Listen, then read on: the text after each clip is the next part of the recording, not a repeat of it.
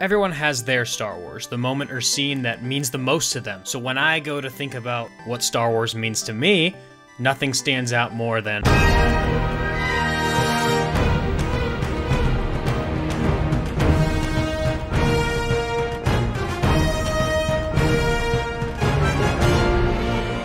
Alright, I gotta stop here before I just play the rest of the episode. So let's get on with it. Spoilers ahead for the Clone Wars Season 6, Episodes 1 through 4. In Revenge of the Sith, we finally understood the technicalities behind why there are so few Jedi in the original trilogy, Order 66. And in these 4 episodes, we learned that it worked through the use of organic control chips implanted into every clone trooper's brain. The troopers would have no choice but to follow the order and gun down their generals. The beautiful thing about these episodes is a sense of hope. False hope.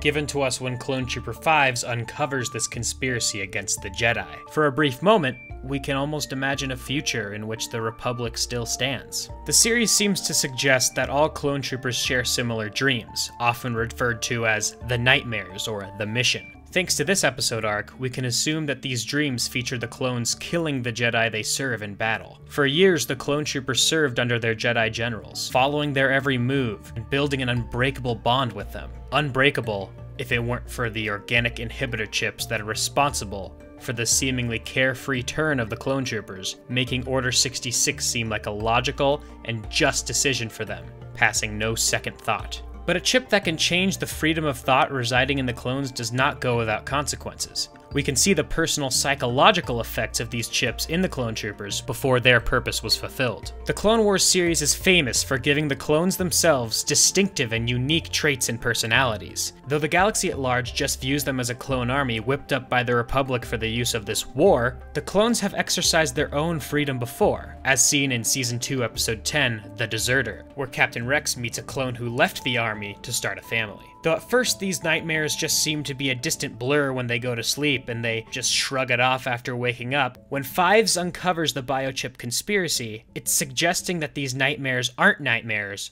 but premonitions. And just when we started making progress, Fives is shot down by other clones in a crossfire of misunderstanding, all manipulated by Palpatine. As Five dies in Rex's arms, he states, "The mission,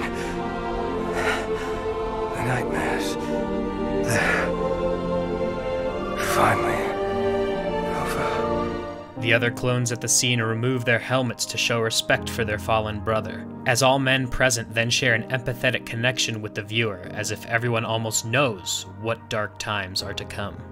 Though it's easy to just look at the big picture of this Star Wars universe as fans, it's important to note the sheer size of this conspiracy. The Republic had stood for 1,000 years. It's the only life anyone had ever known. From Five's perspective, if he can just bring the truth to light, then the problem will be solved. He just wants to do his duty. But things only get worse when he's brought in to speak to the Chancellor, who behind closed doors seems to have revealed his true nature to Fives, causing the clone to lash out at the Chancellor, a genius move on Palpatine's part.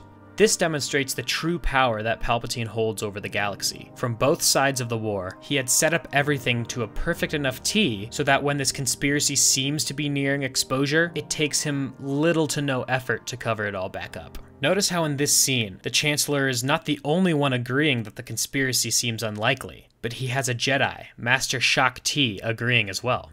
A separatist plot from before the war even started? That seems unlikely, don't you agree, Master Shaak Ti? It does, Chancellor. It seems very unlikely. Even though Five stated that he was drugged to make him seem more loopy, it's important to look at this from his perspective. The whole galaxy is out to get him, even his own brothers. Clones are born and raised in a team environment, working together through everything. So suddenly, being alone in this conspiracy is a scary position for a single clone to hold, and I could definitely see it taking a mental toll. And this definitely makes it easier for anyone to write Fives off as insane, and not to consider any point he's bringing up. Just before Fives was shot down, he tries to explain himself to Anakin and Captain Rex, the only two people he can really entrust to give this information to. But instead of arriving at the location to find Fives calm and willing to explain, they find him acting recklessly and like never before. This is in the end why his efforts were cut short. He was only trying to defend himself when he was gunned down.